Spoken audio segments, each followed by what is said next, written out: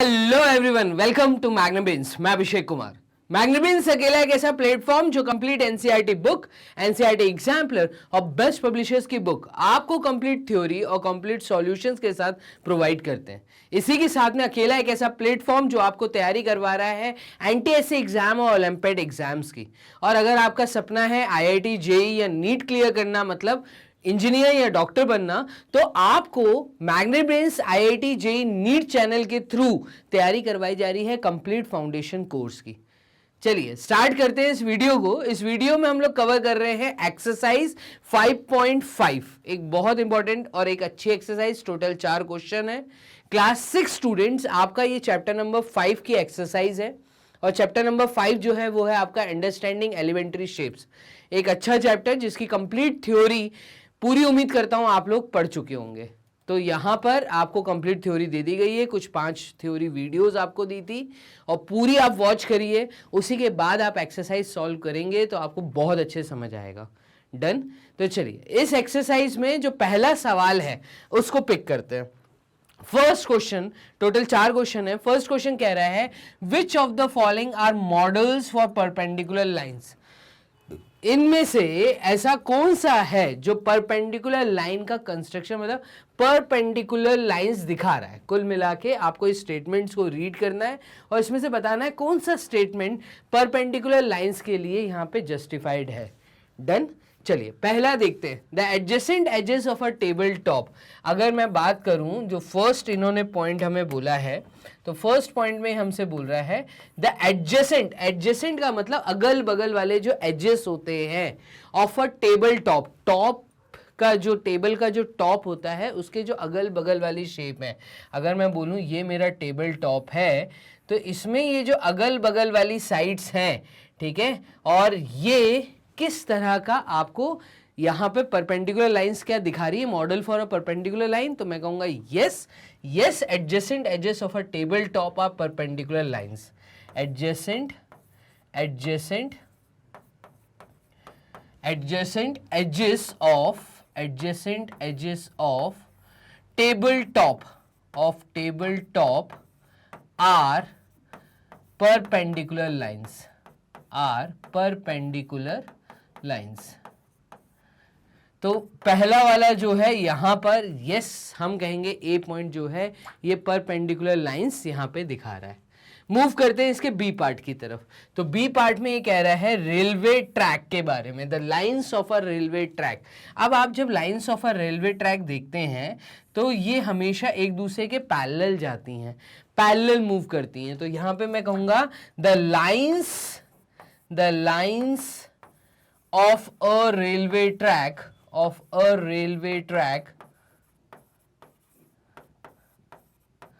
are parallel to each other, यहां पे model of perpendicular lines नहीं बन रहा। क्लियर है। तो यहां पे आपका पैरेलल लाइंस का मॉडल हमें बनता हुआ दिख रहा है। और यहां पे सी ऑप्शन में अब ये क्या बोल रहा है, the line segments forming the letter L. वो लाइन सेगमेंट जो लेटर एल फॉर्म कर रहे हैं। अब देखो लेटर एल फॉर्म करने के लिए आपको यहाँ पे 2 लाइंस नजर आ रही हैं। डन। और दोनों की दोनों एक परपेंडिकुलर फॉर्मेशन कर रही हैं। अगर मैं एल बनाता हूं तो एक लाइन ऊपर से वर्टिकल और एक लाइन जो है ये हॉरिजॉन्टल। तो मैं कहूंगा एल शेप बनाने के लिए, एल लेटर फॉर्मेशन के लिए यहां पे हम कहेंगे the line segment forming the letter L. तो the line segments are perpendicular. The line segments are perpendicular,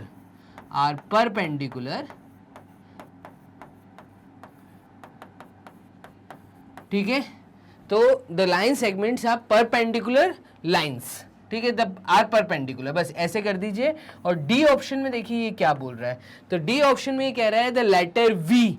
अब जो लेटर V है, तो लेटर V बनाने के लिए आप देख रहे हैं परपेंडिकुलर तो नहीं है, ये एक एक्यूट एंगल का फॉर्मेशन मैं बोल सकता हूं, क्योंकि 90 डिग्री से छोटा एंगल बनेगा। अगर इस लाइन को मैं बेस लाइन मानूं तो यहां पर ये बेस लाइन और ये 90 डिग्री का एंगल, ये इससे भी कम है, तो 90 डिग्री से कम, इसका मतलब यहां पर जो फॉर्मेशन हो रहा है, the line segments form acute angle, the line segments form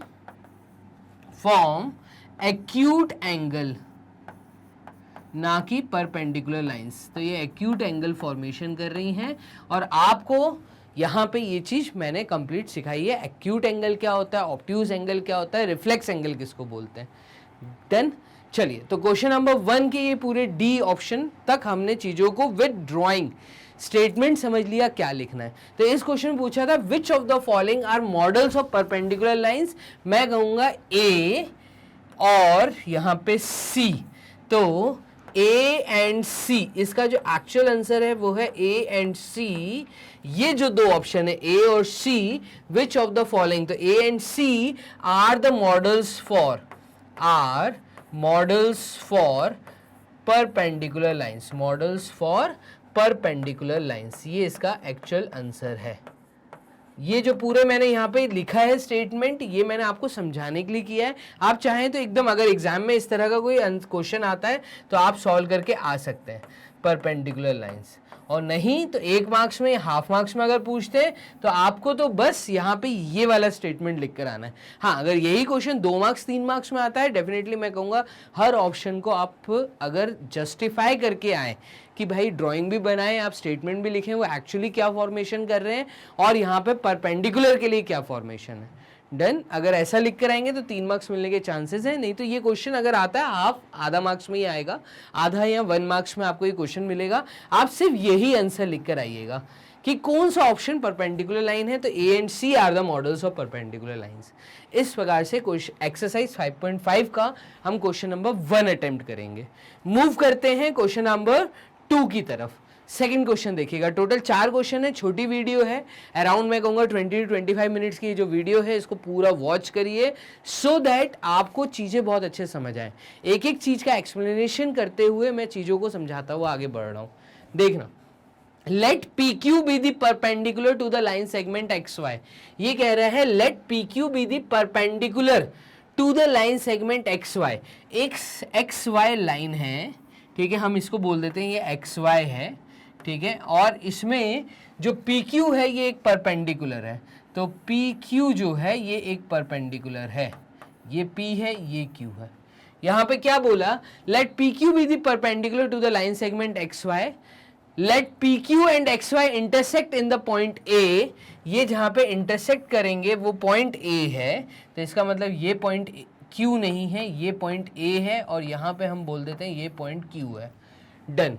अब लाइन सेगमेंट बोला था, है ना, तो line segment X Y line segment है, इसके एंड्स का ही नाम एक्स वाई है। ये बहुत क्लियरली आप चीजों को ध्यान रखना। Let P Q be the perpendicular to the line segment X Y, let P Q and X Y intersect in the point A, what is the measure of angle P A Y. P A Y का measurement बताइए। तो यहाँ पे देखिएगा, क्योंकि मुझे ये चीज गिवन है, क्या गिवन है कि सॉल्यूशन, मुझे ये चीज गिवन है, मुझे ये बोला है कि जो पी क्यू है ये परपेंडिकुलर है, किसको परपेंडिकुलर है, एक्स वाई को परपेंडिकुलर है। तो P Q is perpendicular to X Y, ये बोला है, और हमें ये पता है कि परपेंडिकुलर तभी होता है जब 90 डिग्री का फॉर्मेशन होता है। डन। तो हम यहां पे कहेंगे therefore it is clear that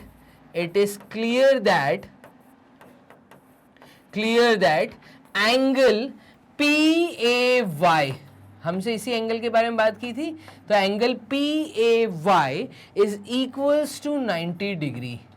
ये जो एंगल है ये 90 डिग्री का बनेगा। बस खत्म, यही लिखना था। हाफ मार्क्स या 1 मार्क्स का क्वेश्चन इस प्रकार से मे बी पॉसिबल आपको बनता हुआ नजर आए।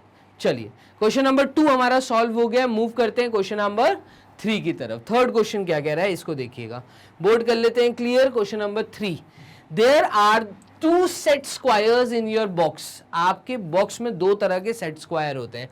एक सेट स्क्वायर होता है आपका 30 डिग्री, ठीक है, 60 डिग्री एंड 90 डिग्री का। डन। और एक सेट स्क्वायर होता है आपका 45 डिग्री, 45 डिग्री एंड 90 डिग्री का।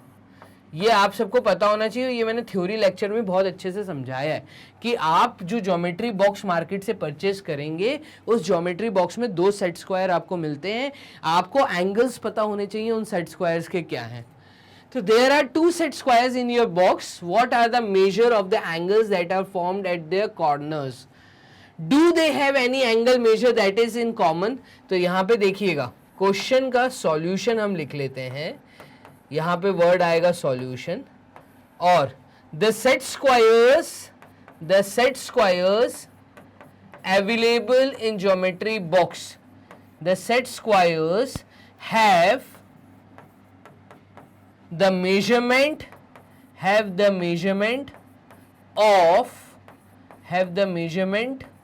of 30 degree, 60 degree and 90 degree. एक ऐसा सेट स्क्वायर होता है, और दूसरा सेट स्क्वायर होता है आपका ऑल्सो 45 डिग्री एंड 90 डिग्री. ये दो आपके पास सेट स्क्वायर होते हैं. तो the set squares have the measurement of 30 degree, 60 degree and 90 degree, comma के साथ. उसके बाद इन दोनों में एक डिस्टेंस डालेंगे हम, फिर उसके बाद 45 degree, 90 degree of two set squares. ऐसे दो सेट स्क्वायर्स होते हैं. अब what are the measure of the angles that are formed at their corner. तो उनके कॉर्नर पे जो एंगल फॉर्म होते हैं वही हमने बताए. ठीक है, तो दो सेट स्क्वायर्स होते हैं, दोनों सेट स्क्वायर्स के एंगल डिफरेंट होते हैं. Do they have any angle measure that is in common. तो yes the common angle between two set squares is 90 degree. The common angle between two set squares. और ये कौन से हैं? तो ये है हमारे 90 डिग्री के एंगल. Done, is 90 degree. तो ये एक्चुअल में हमारा आंसर है. उन्होंने पूछा था क्या कुछ कॉमन होता है, तो हमने बोला यस, और वो एंगल है हमारा सेट स्क्वायर में जो कॉमन है वो 90 डिग्री. तो आपको ये दो स्केल्स के मेजरमेंट अच्छे से पता होने चाहिए. 30 degree, 60 degree, 90 degree, 45 degree, 90 degree. पूरी उम्मीद करता हूँ आपने अगर थ्योरी लेक्चर बहुत अच्छे से पढ़ा है तो आपको ये सारी चीज़ें बहुत आसान लग रही होंगी. क्लियर है? अब थर्ड क्वेश्चन भी हमारा हो गया है यहाँ पे सॉल्व. लास्ट क्वेश्चन इस एक्सरसाइज का वो और हम देख लेते हैं. तो देखिएगा क्वेश्चन नंबर 4 क्या बोल रहा है. क्वेश्चन नंबर 4 में ये कह रहा है study the diagram, the line L is perpendicular to line M. अब एक लाइन L है और ये परपेंडिकुलर है लाइन M के. तो आप देखेंगे यहाँ पे M लिखा है और यहाँ पे L लिखा है. तो ये पूरी लाइन का नाम L दिया है और ये पूरी लाइन का नाम M दिया है. डन. तो एक लाइन L है जो कि परपेंडिकुलर है M के साथ. तो एज गिवन, जैसा कि हमें दिया हुआ है, एज गिवन हमें क्या बोला है, L is perpendicular to M. Done. इसके बाद हमें क्या बोला है, हमसे कुछ ऑप्शन दिए A B C D. इन ऑप्शंस के हमें जवाब देने हैं.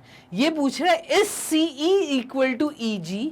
क्या CE की जो वैल्यू है, ये CE की वैल्यू, ठीक है, क्या CE वाला जो पार्ट है ये EG के इक्वल है.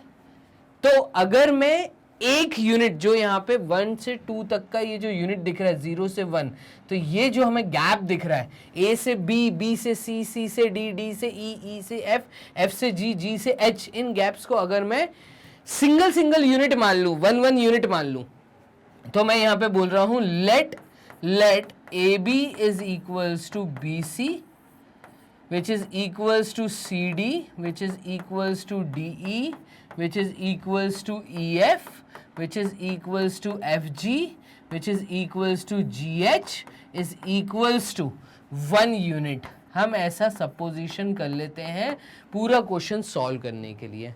डन. अब पहले वाले पार्ट की अगर मैं बात करूं तो यहाँ पे इस CE is equals to EG, तो हम कहेंगे CE की जो वैल्यू है, CE अगर C से E तक मैं चलता हूं तो ये 2 यूनिट होंगे, 1 यूनिट एंड 2 यूनिट. तो मैं ऐसा बोलता हूं CE की जो वैल्यू है वो 2 यूनिट्स है. अब सर ये यूनिट्स का मतलब, यूनिट का मतलब मीटर, सेंटीमीटर, कुछ भी एक यूनिट हो सकती है। तो मैथमेटिक्स के अंदर जब आप किसी चीज, किसी लेंथ को कैलकुलेट करते हैं, मैंने लाइन सेगमेंट को कैलकुलेशन सिखाया है आपको, जब आप लाइन सेगमेंट कैलकुलेट करते हैं तो वहां पे मीटर, सेंटीमीटर, किलोमीटर, इस तरह के यूनिट्स का यूज होता है। क्योंकि इस क्वेश्चन में यूनिट्स नहीं बताए हैं, मीटर में या सेंटीमीटर में है या मिलीमीटर में है, हमने उसको वर्ड यूनिट लिख दिया, वो कुछ भी हो सकता है। डन। अब CE की वैल्यू 2 यूनिट है। C से अगर मुझे E तक आना है ये 2 यूनिट है, E से अगर G तक जाना है अगेन ये 2 यूनिट होंगे, तो मैं कहूंगा E से G तक का जो डिस्टेंस है ये भी 2 यूनिट्स का है। तो अगर ये दोनों इक्वल हैं तो हम बोलेंगे yes CE is equals to EG। खत्म। CE की जो वैल्यू है वो EG के बराबर है। खत्म। ये हमारा A पार्ट था। अब आ जाइए इसके बी पार्ट की तरफ। इसके बी पार्ट में क्या कह रहा है देखिएगा। इसके बी पार्ट में कह रहा है डज PE बाइसेक्ट CG। क्या हम ऐसा बोल सकते हैं कि जो PE है, ये जो PE है ये बाइसेक्ट कर रहा है CG को? चलो इधर ड्राइंग में देखिएगा, यहां पर जो हमें लाइन दी है तो PE, P एंड E ये पॉइंट हमें दिया। PE एक लाइन है, तो ये एक लाइन सेगमेंट है। तो PE क्या CG को बाइसेक्ट कर रहा है? तो वर्ड बाइसेक्ट का मतलब होता है 2 इक्वल पार्ट्स में बांटना। तो यहां पे देखिएगा हम बी पार्ट के लिए चीजें कैसे लिखेंगे, तो हम बोलेंगे EP जो लाइन सेगमेंट है ये परपेंडिकुलर है किसके? CG के। डन। तो ये EP जो है परपेंडिकुलर है CG के। ये हमें क्योंकि क्वेश्चन में दिया है कि लाइन M जो है वो परपेंडिकुलर है L के, तो CG क्योंकि पॉइंट L पे लाई कर रहा है और EP क्योंकि लाइन M पे लाई कर रहा है, तो मैं कहूंगा EP is also perpendicular to CG। Perpendicular है। CE का जो डिस्टेंस है वो इक्वल है C से E, मतलब ये है आपका 2 यूनिट। और अभी आपने पीछे EG लिखा था तो GE भी 2 यूनिट होगा। तो CG EP is perpendicular to CG where CE is equals to EG। हम ऐसा बोल सकते हैं, ठीक है। तो हम ऐसा ये भी बोल सकते हैं कि यस जो आपका EP है इट बाइसेक्ट्स या it divides CG into 2 equal parts,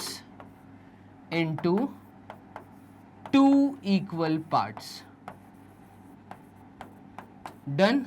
तो आपको ये चीजें पता होनी चाहिए, ठीक है। यहां पे हम बोलेंगे yes does PE bisect to CG, yes EP divides CG into 2 equal parts। तो हम कहेंगे कि जो PE है वो बाइसेक्ट कर रहा है CG को। ये आपका A पार्ट था और ये आपका B पार्ट था।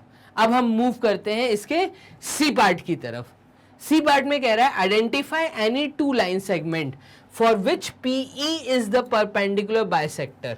आप ऐसे कोई भी 2 लाइन सेगमेंट बताइए जिसके लिए हम ये बोल दें कि EP जो है ये परपेंडिकुलर बाइसेक्टर है। तो अभी हमने बताया कि EP जो बाइसेक्टर है, परपेंडिकुलर बाइसेक्टर है, ये DE के लिए परपेंडिकुलर बाइसेक्टर है।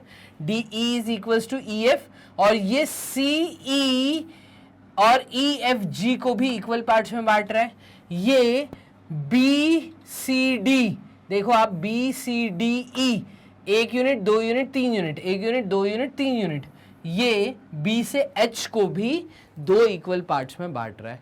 तो यहाँ पे हमसे यही बोला है आइडेंटिफाई 2 लाइन सेगमेंट्स। तो यहाँ पे C के लिए हमारा ऑप्शन होगा द 2 लाइन सेगमेंट्स आर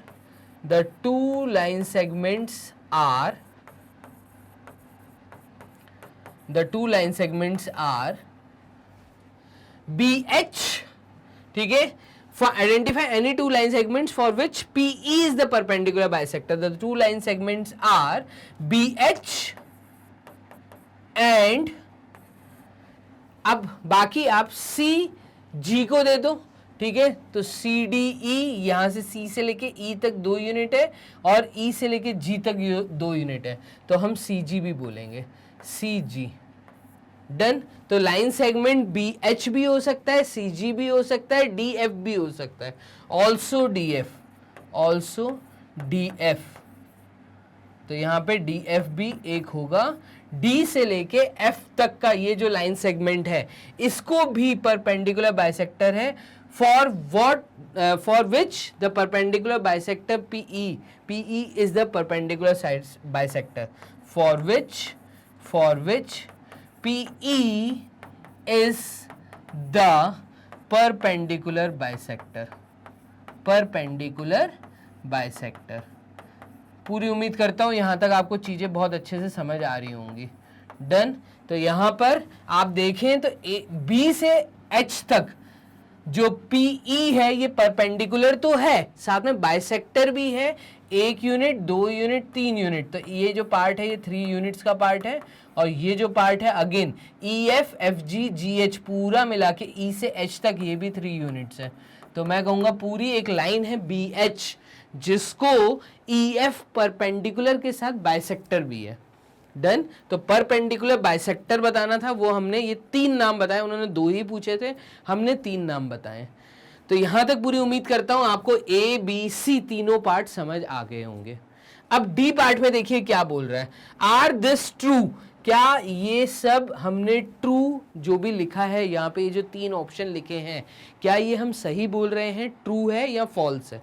तो ट्रू एंड फॉल्स हमें दिया है, हमें ड्राइंग देख के ट्रू एंड फॉल्स बताना है। तो मैं इस ड्राइंग को कर देता हूँ क्लियर, और यहाँ पे हम देते हैं ध्यान। तो यहाँ पे मैं पेन को भी कलर चेंज कर देता हूँ। चलिए देखिएगा, AC is greater than FG। AC A से लेके C तक ये है आपका 2 यूनिट, ठीक है। AC is greater than FG। F और G को हमने क्वेश्चन की शुरुआत में 1 यूनिट माना था, तो यस मैं कहूंगा AC जो है ये बड़ा है FG से, तो ये ट्रू है, इट इज ट्रू। देन तो यहाँ पे या तो यस लिख दीजिए या ट्रू लिख दीजिए।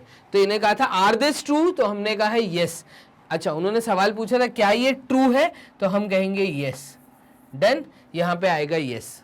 चलिए, CD GH के बराबर है, तो CD जो है वो GH के बराबर है। अब आप ध्यान से देखिएगा, हमने क्या बोला था, सारे के सारे पार्ट CD भी हो चाहे GH भी हो, ये सब 1 यूनिट है। तो मैं कहूंगा yes, CD is equals to GH। Yes, unit हमने 1 यूनिट पहले ही शुरुआत में लिख दी थी। क्लियर है।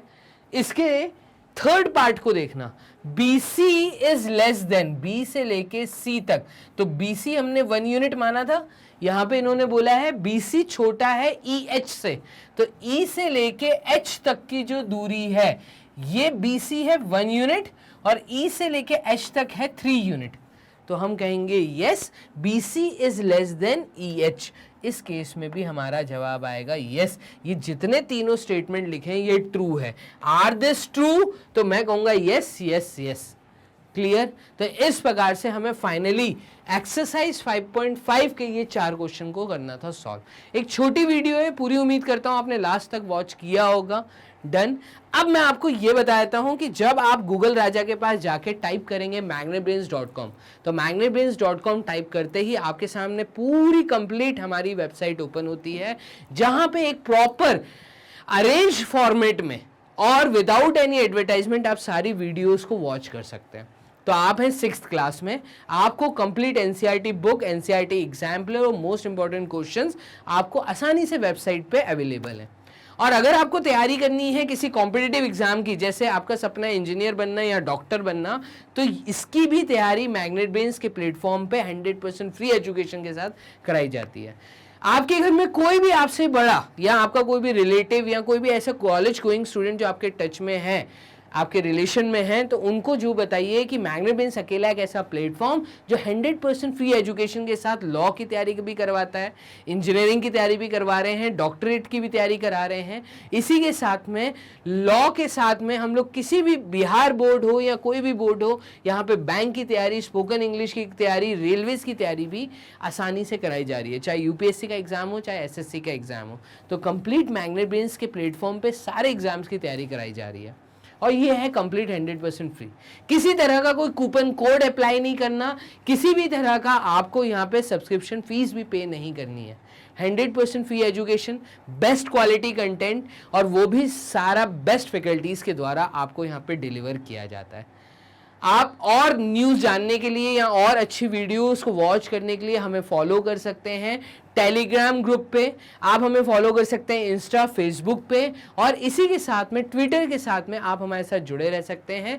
तो कई तरह के साधन हैं, आप हमें फॉलो आसानी से कर सकते हैं, सो दैट जो भी प्रेजेंट मार्केट की न्यूज़ है आप तक पहले खबर पहुंचे।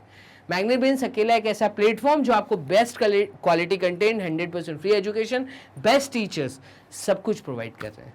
चलिए मिलते हैं नेक्स्ट एक्सरसाइज में, तब तक के लिए अपना ध्यान रखो। Bye and take care.